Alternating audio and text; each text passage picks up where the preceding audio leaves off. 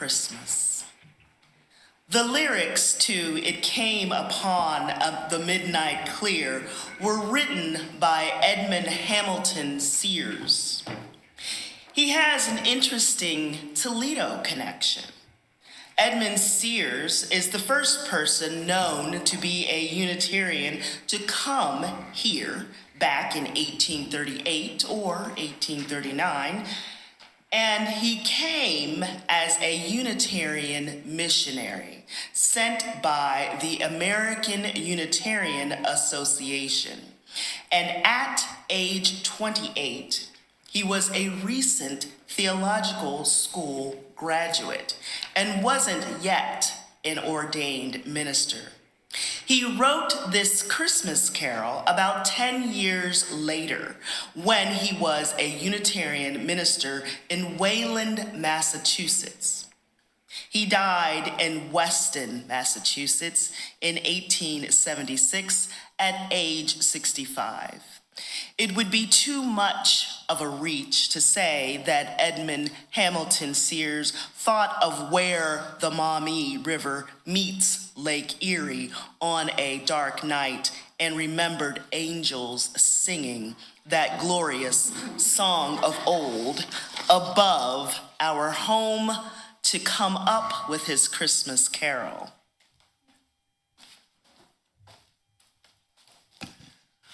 We want to give you another piece of Toledo Unitarian history. A year ago, we showed the movie 1953, Our Year of Dreams, a film showing a year in the life of First Unitarian Church of Toledo. This evening, we'll continue that look 70 years into our past with some words from our order of service for the Christmas week 1954. We'll read from the Toledo Unitarian, Volume 31, number 15, dated December 19th, 1954. It's all printed in green ink. Did you get that, Walter? It's all printed in green ink for the holiday, by the way. Julia McGee will tell us what's on the cover. Here you go. A joyous Christmas to all. Christmas Sunday at our church, 9 a.m., Mr. Olson speaks over radio WSPD. Topic, when we really believe in Christmas. 10 a.m., adult forum. 10:45 a.m., church school. 10:45 a.m., organ meditations. 11 a.m., morning service with services of christening. Mr. Olson's sermon, Christmas ponderings. Glass enclosed room for parents with babies in the balcony. 8 p.m., candlelight service. A program of Christmas music by the choir under the direction of Mr. J. Philip Zog.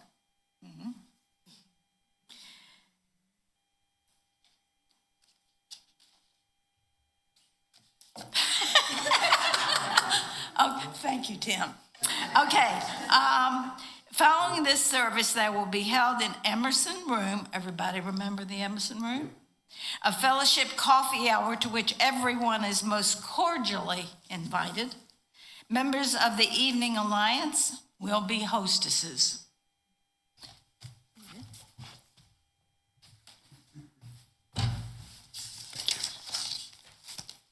And on page 2 of that order of service, the organ meditations and choir anthems for the day are listed. Jeffrey Maxie will tell us about those selections.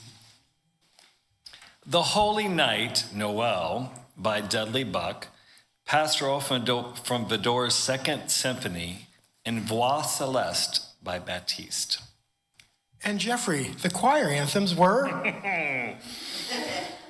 As lately we watched, Austrian, arranged by Black, O Holy Night by Adam, and Sweet Little Jesus Boy by McGimsey featuring James Bond, not the James Bond, tenor.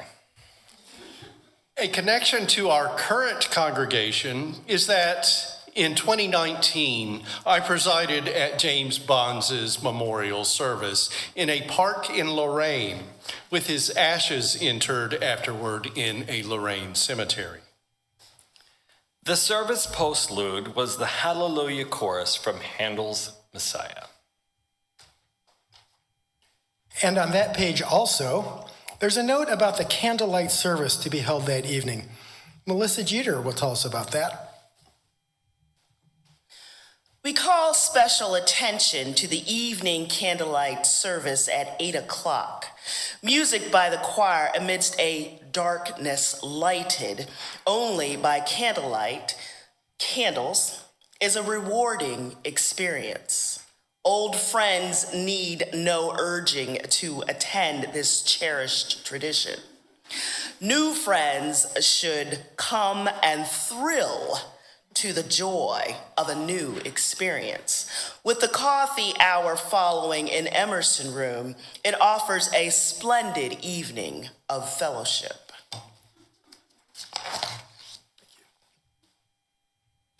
There's also a church school announcement. Jenny Gottman?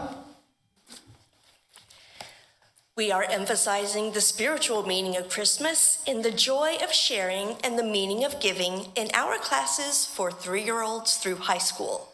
Your children are welcome. And on the back of this issue of the Toledo Unitarian is a message from the minister, Arthur W. Olson. Minister Tim Barger, would you please channel Minister Olson?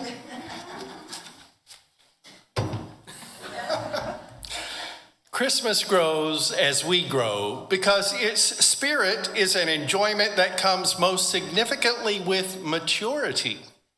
As adults, we involve ourselves in the tyranny of preparation so we may be captured on Christmas Day by something wonderfully grand. Christmas is for children, so we say. But it is truer to say that Christmas is because of children. It is because of what children mean to human hearts that we who grow up to what Christmas means ensure that it shall be a glorious observance. In man's long climb out of his jungle past, love emerged into his being.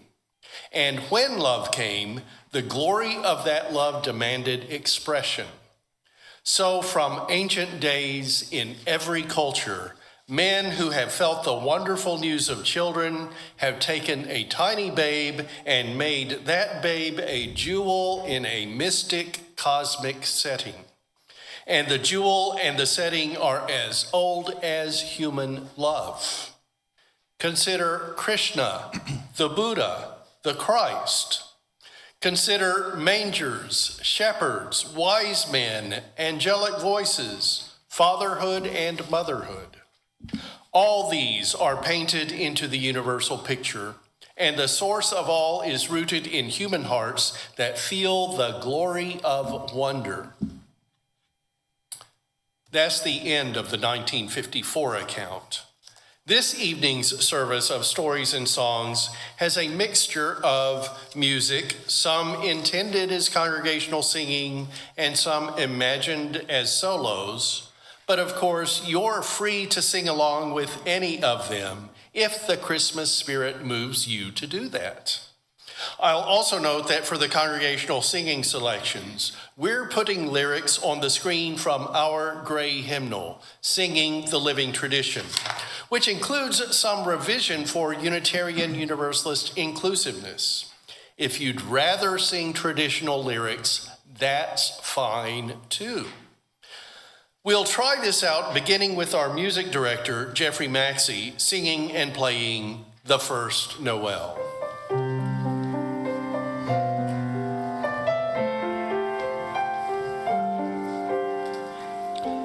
The first Noel, the angel did say, was shepherds and poor shepherds in fields as they lay, in fields where they lay, keeping their sheep on a cold winter's night that was so deep. Nowhere, nowhere, nowhere, nowhere. Born is the King of Israel.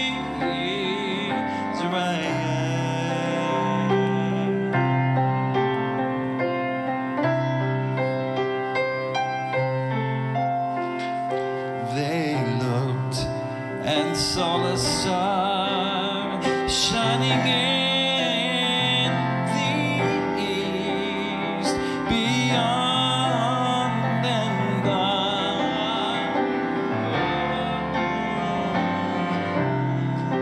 and to the earth it gave great light, and so it continued both day and night. Nowhere, nowhere, nowhere, nowhere. Born is the King of Israel. Nowhere, nowhere, nowhere, nowhere. Born is the King of Israel. Let's all sing it together. No, nowhere, nowhere, nowhere. Born is the King of Israel. Nowhere, nowhere,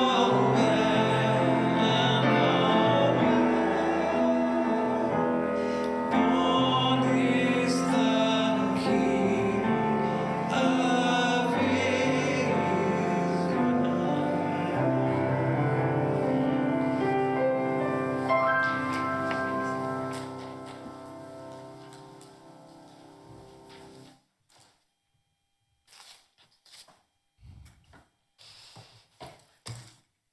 This is a story that was told to me as true.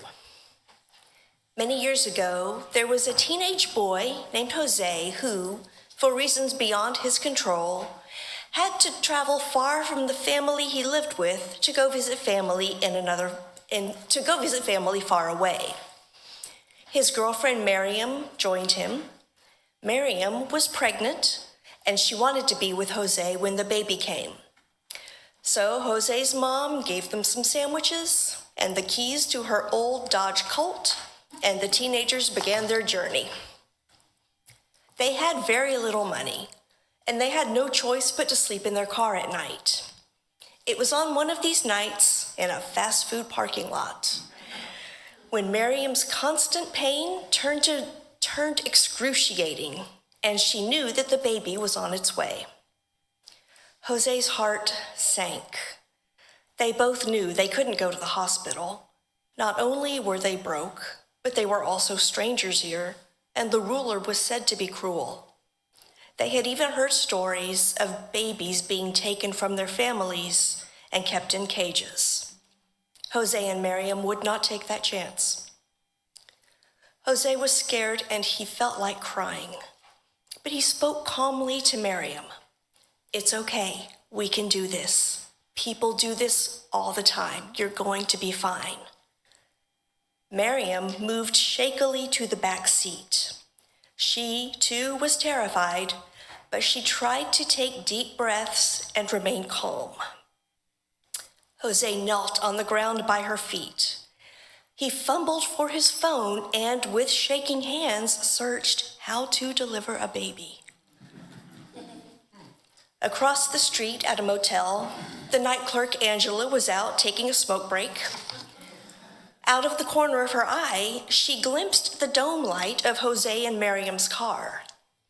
Angela usually minded her own business, but she couldn't take her eyes off of this dome light, trying to figure out what was happening underneath it. She was still squinting at the light, brow furrowed, when she heard a girl scream. So Angela dashed across the street and then gaped at the scene before her. This young girl was clearly in labor, but these children didn't even look old enough to drive. Angela's bewildered gaze landed on the instructional video playing on Jose's phone. These poor children. Angela wasn't a doctor, but she was a mother and a grandmother, and she had to know more about labor and delivery than these two kids. She took Jose's place at Miriam's feet, and Jose, gratefully, sat on the back seat behind Miriam and wrapped his arms around her. He wiped her sweaty hair off of her face and whispered to her what a good job she was doing and that everything was going really well. Miriam leaned against Jose's chest and clutched his arms against the pain. The labor took a long time, and Angela was able to send out a few SOS texts to friends. Finally, Miriam delivered a screaming baby girl. Angela wrapped the baby in her hoodie and laid her on Miriam's chest. Miriam closed her eyes wearily, and Jose gently, delicately, touched the baby's dark hair. Several of Angela's friends stopped by the parking lot with gifts for the young parents: baby formula, pizza, hand-me-down onesies, whatever cash they could spare. The night seemed never-ending. A week or so later, Angela received a text from Jose. He and Miriam and the baby were safe and secure with his extended family.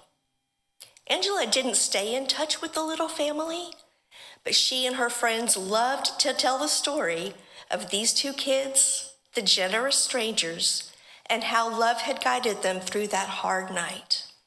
The story caught on, went viral, was told over dinner tables and at churches, including here tonight at First Unitarian. It was told to me as true. I don't know, maybe. The Unitarian Universalist educator Sophia Lyons-Foss says, "Each night a child is born is a holy night." Nativity stories continue today. I think the really true thing about it is that humans can be really inspiring when we put love at the center of what we do.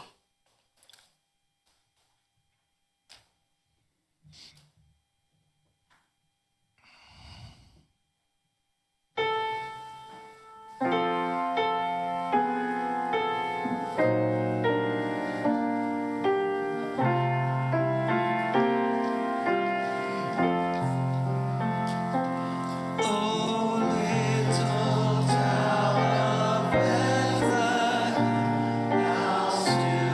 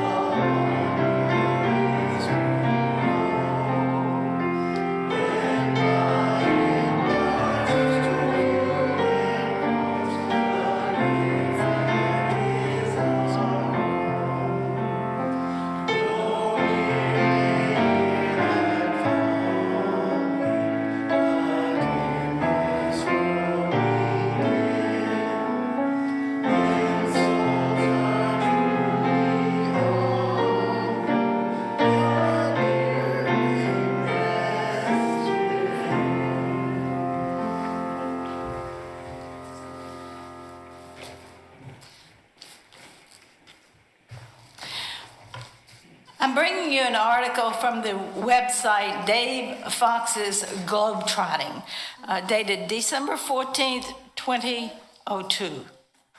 It's a humor column he wrote. The headline, Huggy Jesus, the machine washable Messiah. ...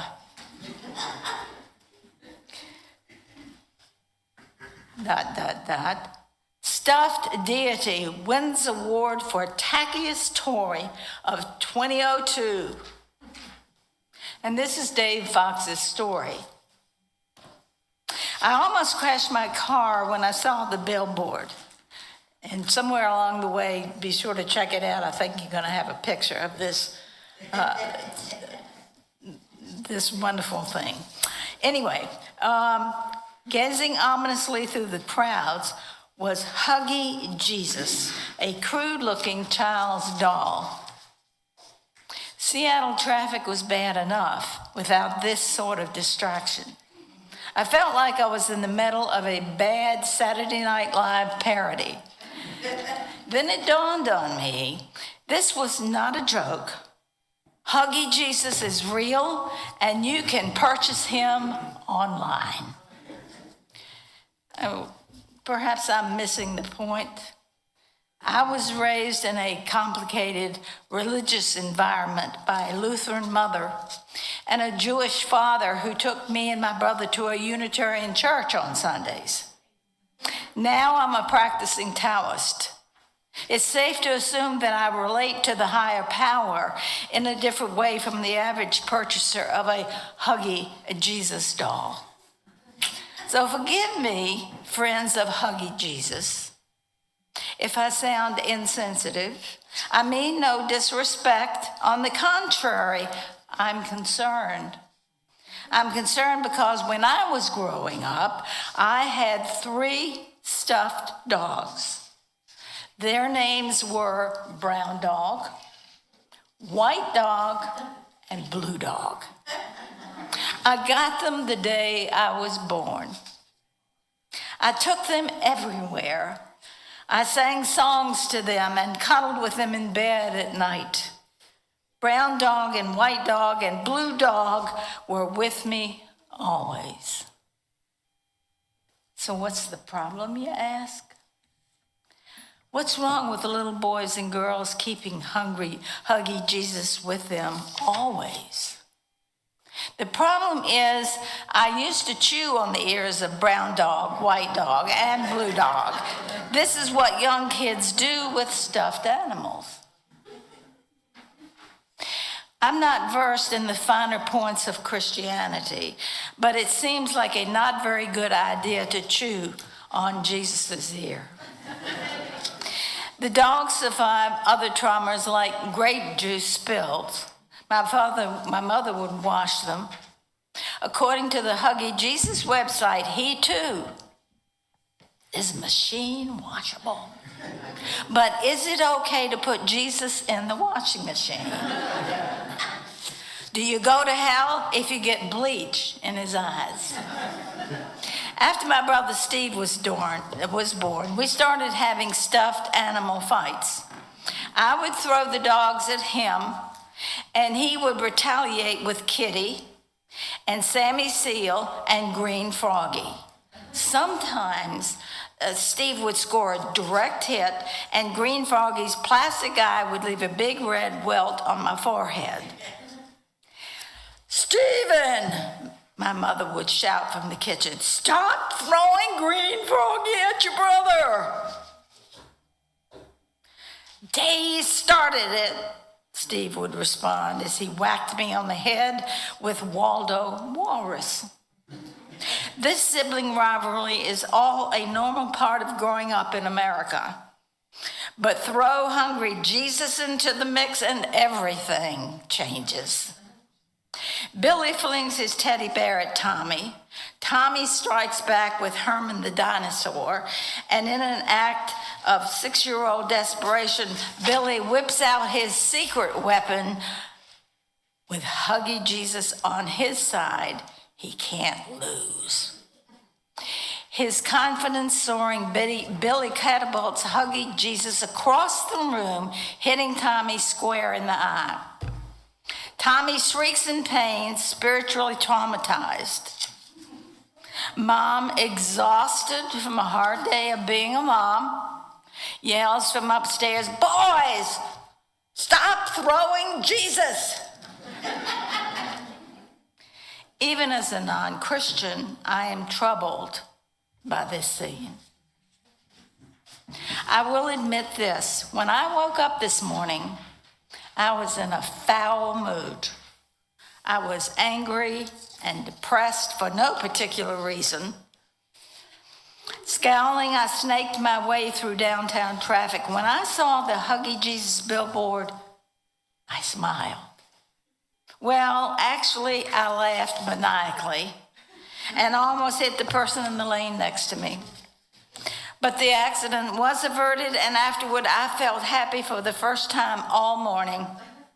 I guess Huggy Jesus works in mysterious ways. So I went home and checked out the Huggy Jesus website. If you've been reading this thinking I need a Huggy Jesus in my life, here's some important information. Each Huggy Jesus comes with a numbered certificate of authenticity.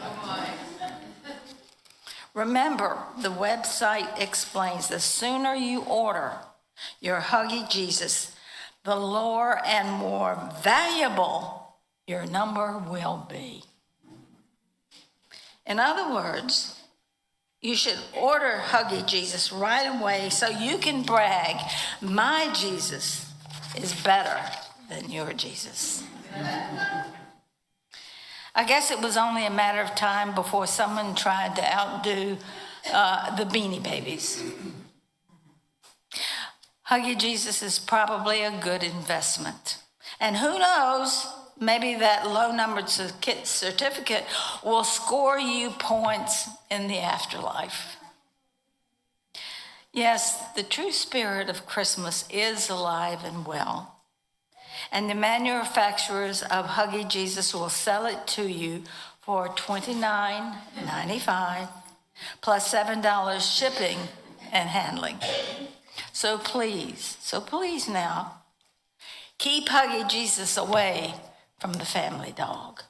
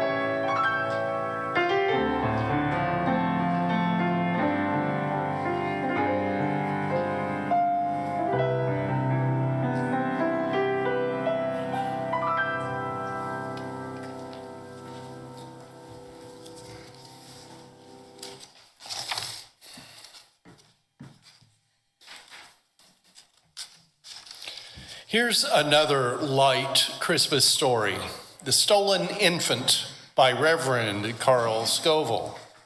From when he was the minister at King's Chapel, a Boston Unitarian church.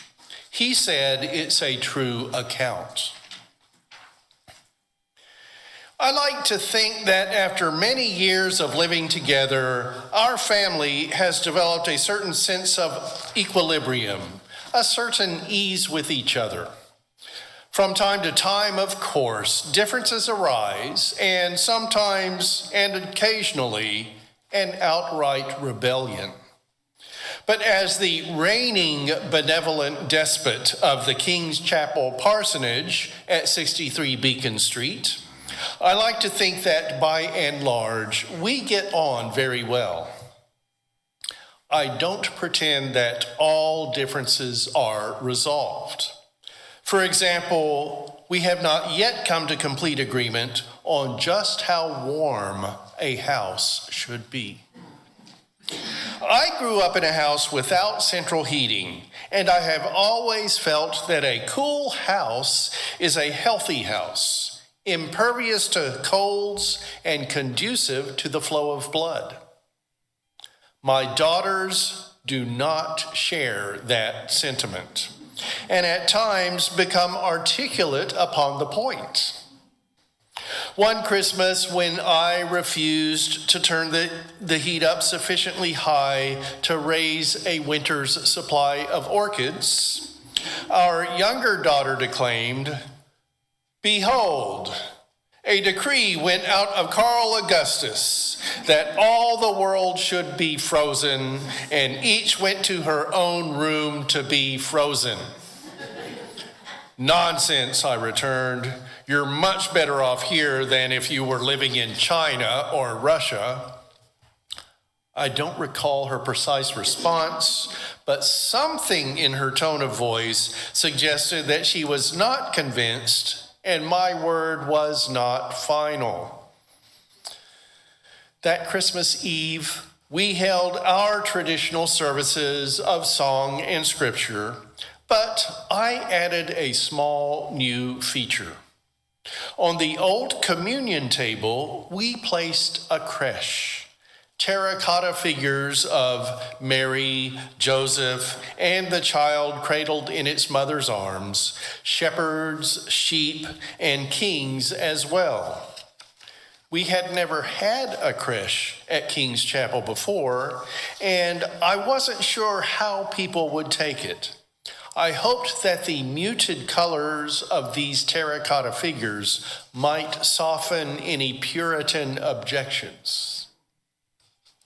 We went through the family service at 4:30, Holy Communion at 6 o'clock, and the big service at 10:30 p.m., and I heard nothing but words of appreciation. I was relieved and thought perhaps we'd started a new tradition. I had finished greeting the crowd after the late service when our verger approached me with a worried look and said, "I think you'd better come down to the chancel." "Why, what's the matter, Tom?" I asked. "One of the pieces of the creche has been stolen." "Which one?" I asked. "The Christ child," he answered. Oh, Lord, I thought, here we put this out for the first time, and As we walked down the aisle of the church, I couldn't help wondering who would take such a piece. A drunk? A nut? An objector? A prankster? We got to the chancel and looked at the creche, and sure as shooting, the baby was gone. I looked under the table and around the chancel floor, nothing. Then back to the creche, and I saw the edge of a tiny slip of paper protruding from beneath the figure of Mary.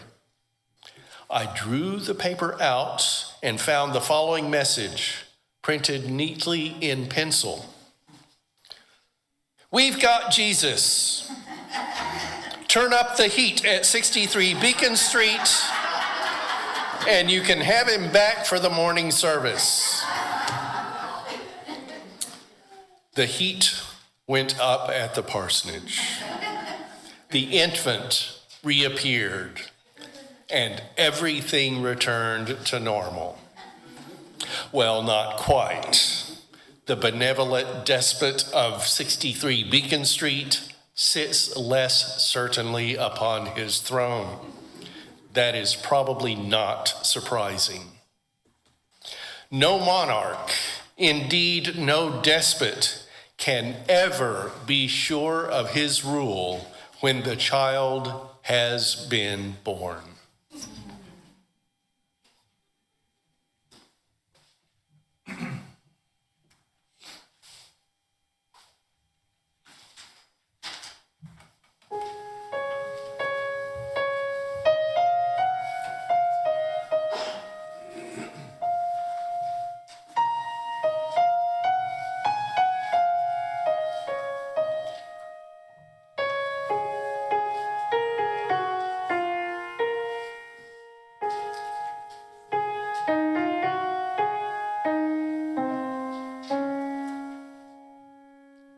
Some children see him lily white, the baby Jesus born this night.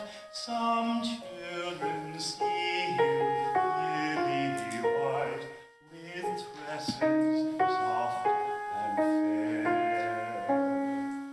Some children see him bronzed and brown, the Lord of heaven to earth come down.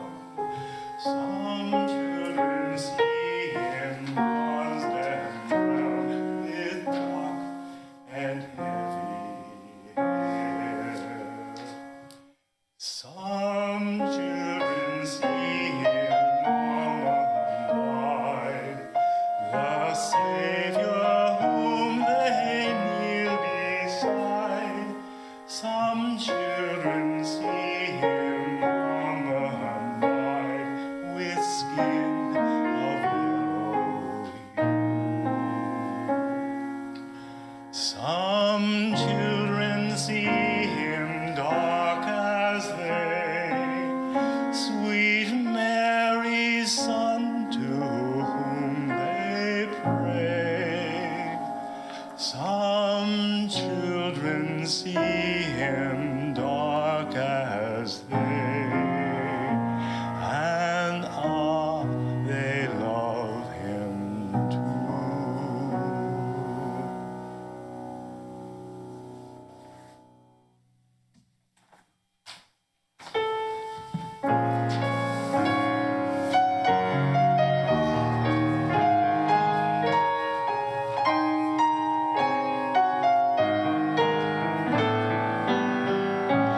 The children in each different place will see the baby Jesus' face, like theirs, but bright with heavenly grace, and filled with holy light. Oh, lay aside each earthly thing, and with thy heart as offering, come worship now the infant King.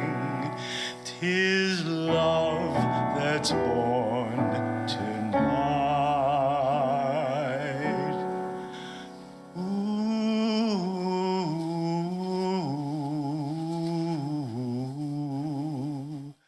ooh, ooh.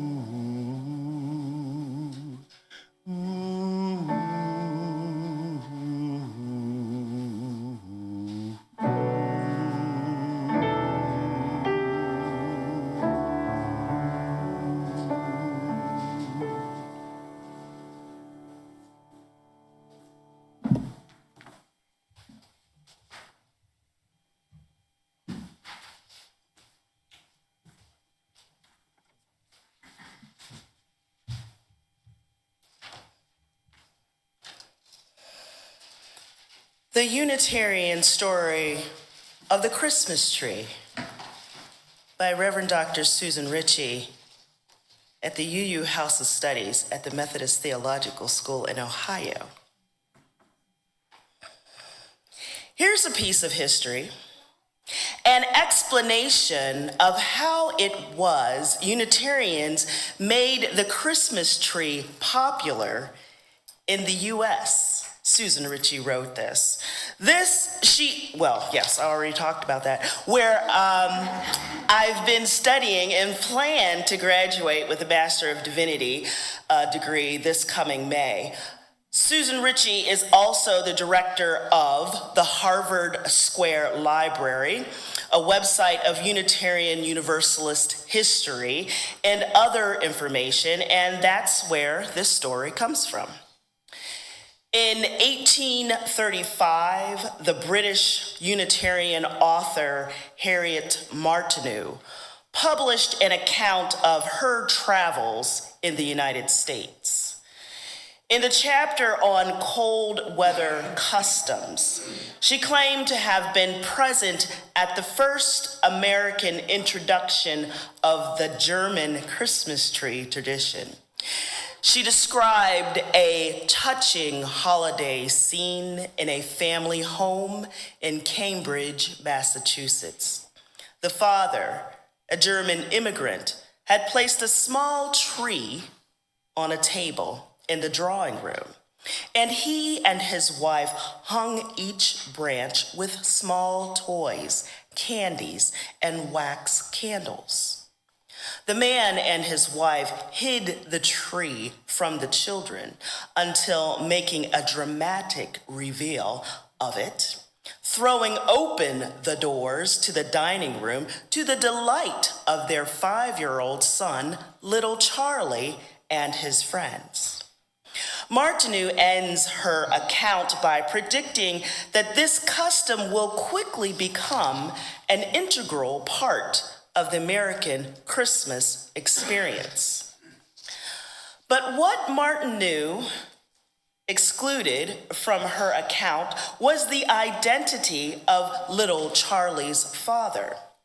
He was Charles Follen, the brilliant Unitarian minister and progressive thinker. Nor did she explain that she was in the Follens' home because of their shared commitment to abolitionism, or that the Christmas of 1835 was not a joyous one for either of them. Follen had just lost his job teaching at Harvard, as well as a subsequent tutoring position because of his abolitionist stance. Similarly, Martineau's social connections, as well as her readership, were dwindling in the face of her own opposition to slavery. The friends were together to muddle through their shared misfortunes and to regather the courage, and it was best not to broadcast widely the fact that they had spent the holiday together. A child-centered Christmas and abolitionism might seem like separate concerns, but often they are not. Abolitionists and progressive educational reformers saw a similarity in the conditions of the children and enslaved persons and people subject to being beaten within their own homes. And for people like Follen and Martineau, both causes were deeply wrapped up in the Unitarian belief in the deliberate cultivation of moral life in all persons, including children. But how could a Christmas tree improve moral life? The answer involves one specific account of a Christmas tree made by another Unitarian, Samuel Taylor Coleridge, during his travels in Germany. He described children placing gifts that they had made for their parents and siblings under the Christmas tree. The idea of children demonstrating generosity rather than merely receiving it proved irresistible to American liberals, and soon many Unitarians were actively promoting the Christmas tree as an agent of moral instruction. Indeed, Coleridge's description of the Christmas tree was published in the Christian Register, the official newspaper of the American Unitarian Association. Those early proponents of the tree often described it and the children's gift giving as an ancient and widespread German folk custom. It was neither. It seems that what Coleridge observed might have been a tradition unique to that family, and the use of the Christmas trees in Germany itself was hardly ancient. It was not well established until the 19th century, but the narrative sold well and introduced an entire genre of Unitarian Christmas literature, where just like the Christmas tree, some aspect of the Christmas story or Christmas celebration tricks people into expressing generosities far more profound than that which they originally planned.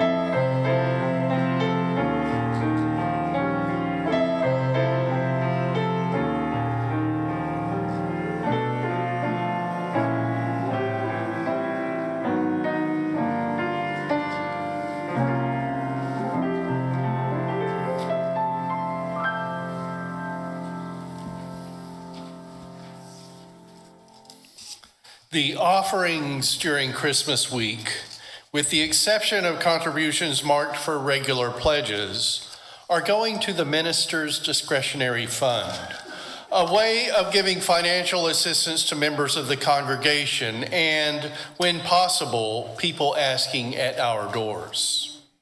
In the past, the fund had been set at $500 a year in the annual budget. Soon after I was called here as the minister, we changed it to the Christmas week offerings, and it has built up a little bit over the past couple of years, so we can better be able to handle emergencies as well as small requests for assistance.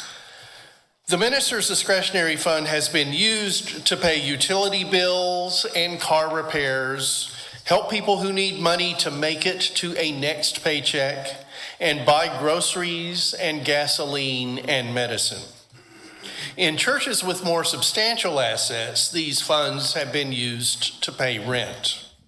We've covered some large utility needs, but haven't had enough yet for a rent fund.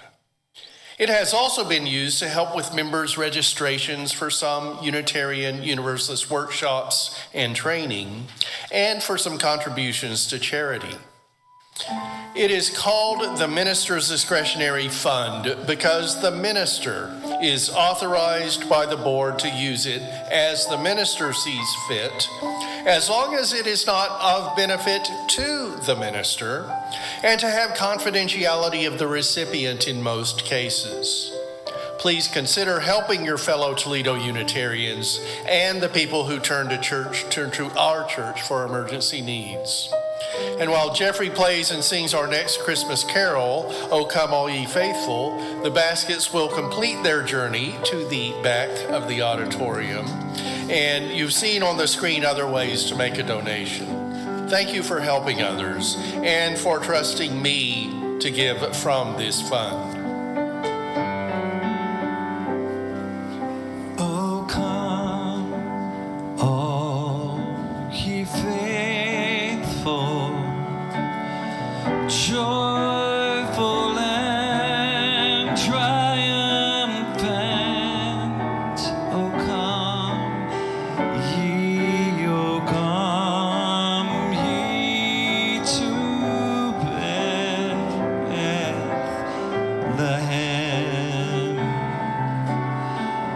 Come and behold him, born the King of angels.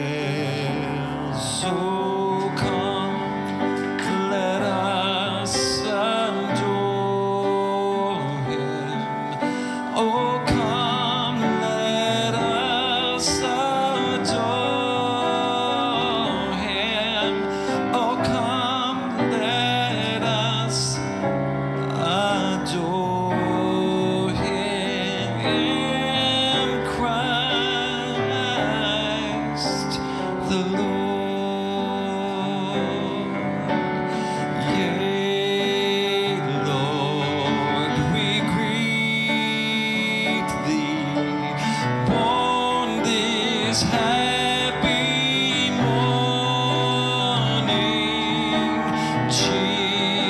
Jesus, to thee be all glory given. Word of the Father, now in flesh appearing. Oh, come, let us adore him. Oh, come, let us adore him. Oh, come, let us adore him, Christ the Lord. Sing, choirs of angels, sing in exaltation, sing, all ye citizens of heaven above.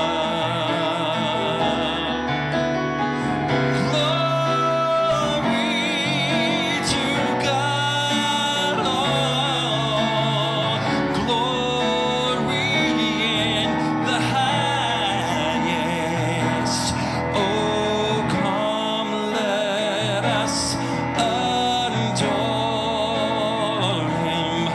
Oh, come, let us adore him. Oh, come, let us adore him, Christ, Christ the Lord. For I know how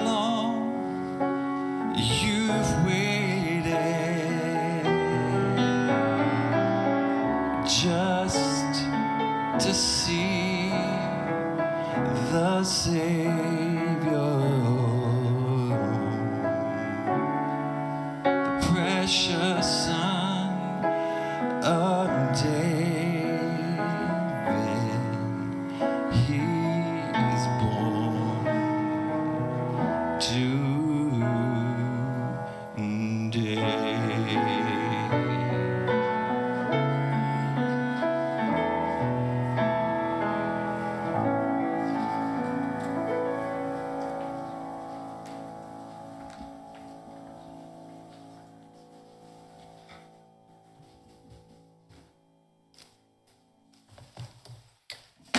In our Christmas Eve services, we give readings from the traditional Christian testaments, the book of Luke, chapter 2, verses 1 through 18, and Matthew 1:18 through 2:15.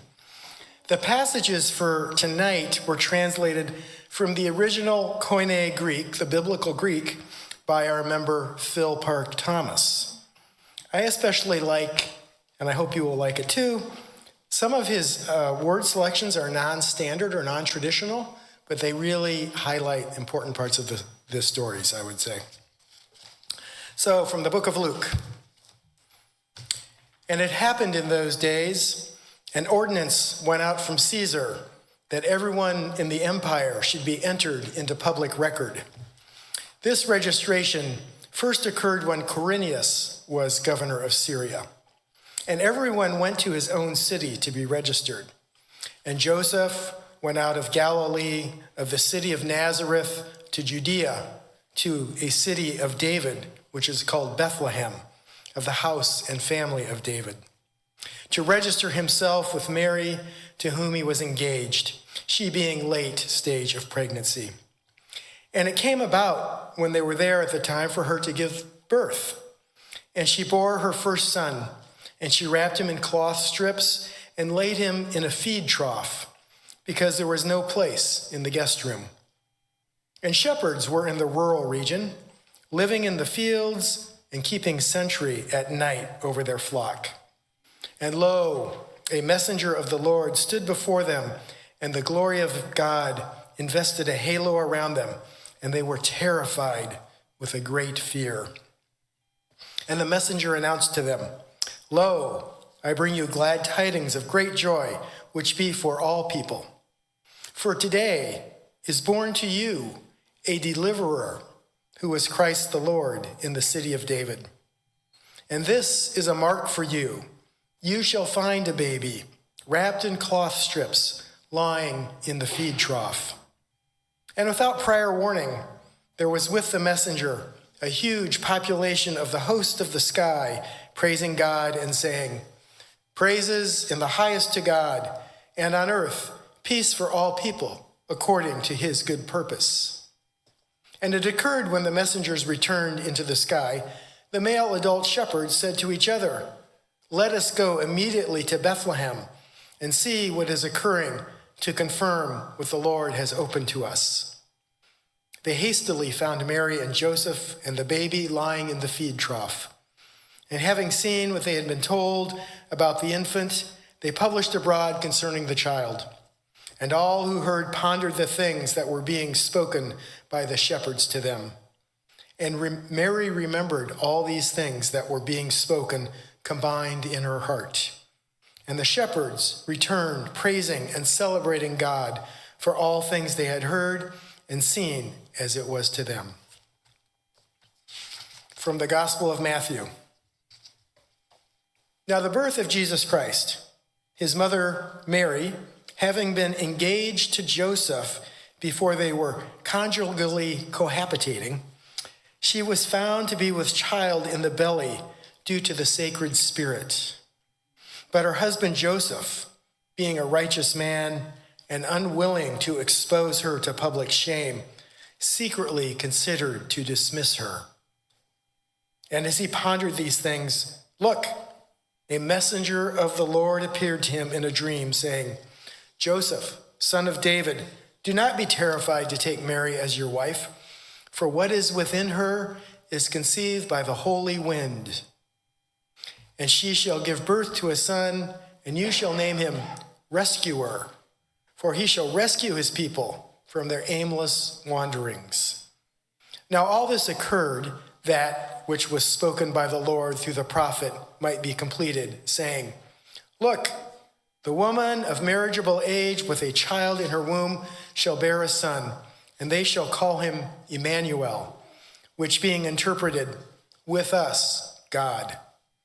And Joseph, having awakened from sleep, did as he was instructed by the messenger of the Lord, and accepted her as his wife, and did not have coitus with her until she had given birth to her firstborn son, and called his name Rescuer. Now Rescuer, having been born in Bethlehem of Judea in the days of Herod the king, Magi from the east arrived at Jerusalem, asking, "Where is he who has been born King of the Judeans? For we witnessed his star while we were in the east, and have come to pay him homage." But when Herod the king heard this, he panicked, and all Jerusalem with him. And he gathered a committee of all lead priests and of the copyists of the people. He probed them for where the Christ was supposed to be born. And they said to him, "In Bethlehem of Judea, for according to the writings by the prophet, and you, Bethlehem, land of Judea, in no way least among the governors of Judea, out of you a leader shall go forward, who shall shepherd my people Israel." Herod summoned the Magi in secret and asked them precisely what time the star appeared. And sending them to Bethlehem, precisely instructing them to seek the toddler. And when they found him, "Bring back word, I may also come to do homage to him." And when they heard the king, departed, and see, the star which they saw back in the east preceded them until it stood over where the toddler was. And spying the star, they were exceedingly jubilant. And coming into the house, they found the toddler with his mother Mary, and fell on their faces in homage to him. Opening their treasures, they offered him gifts of gold, frankincense, myrrh. And receiving a divine oracle in a dream, they were told not to return to Herod, but to go another way. And they withdrew to their country of origin. And after they departed, a messenger of the Lord appeared to Joseph in a dream, saying, "Get up, take the toddler and his mother with you, vanish into Egypt, and stay there until you are told, for Herod seeks the toddler to kill him." And he got up and took the toddler and his mother by night and disappeared into Egypt.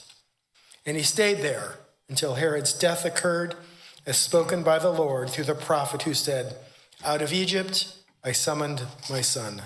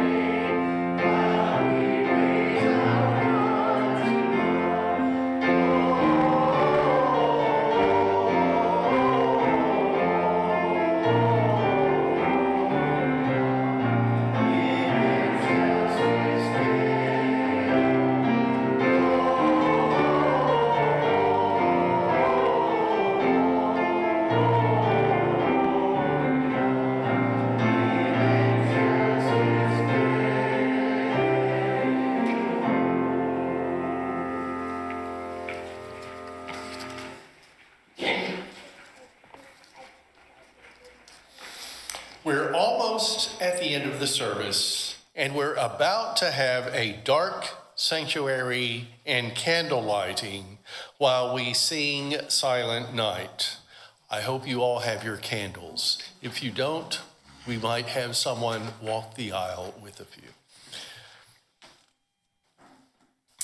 I have some instructions to give. As soon as a candle is lit, keep it upright to avoid burning anything but the wick. And that includes yourself and our furniture. And it protects our carpet from dripping wax. So for you to light your candle, and then the next person to light their candle from yours, bend the unlit candle over the lit one to capture the flame. And no candle bending after it's lit, please. We will start this candle part with Melissa and David lighting their candles from the flame of our Unitarian Universalist chalice while the electric lights in the sanctuary are lowered, and they will be completely turned off soon. They will move row to row so the person on the aisle can light a candle and have their flame passed along the row. And again, please let your neighbor light from your candle.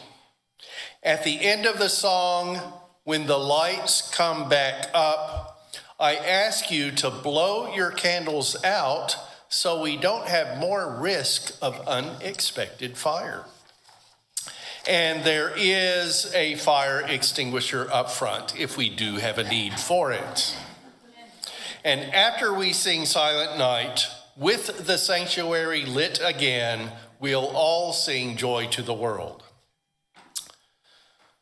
On Christmas Eve, 1818, in Oberndorf, Germany, Father Joseph Moore at the Church of St. Nicholas had a particular challenge for the midnight service.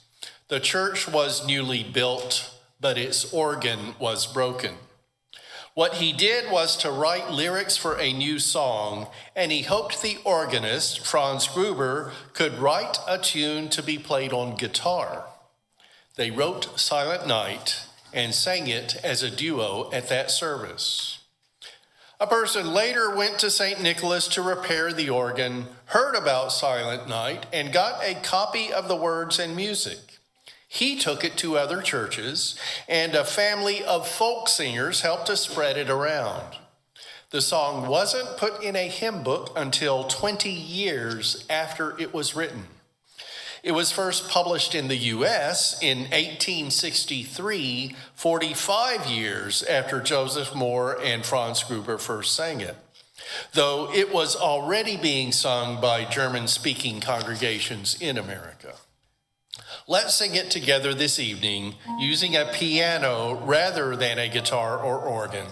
And please remember to blow out your candles when Silent Night ends before we sing Joy to the World. Take it from the chalice over here. Yeah.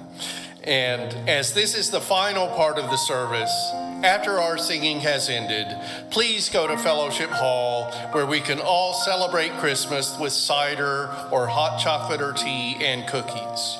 Thank you for coming together as Toledo Unitarians to celebrate on Christmas Eve. Merry Christmas.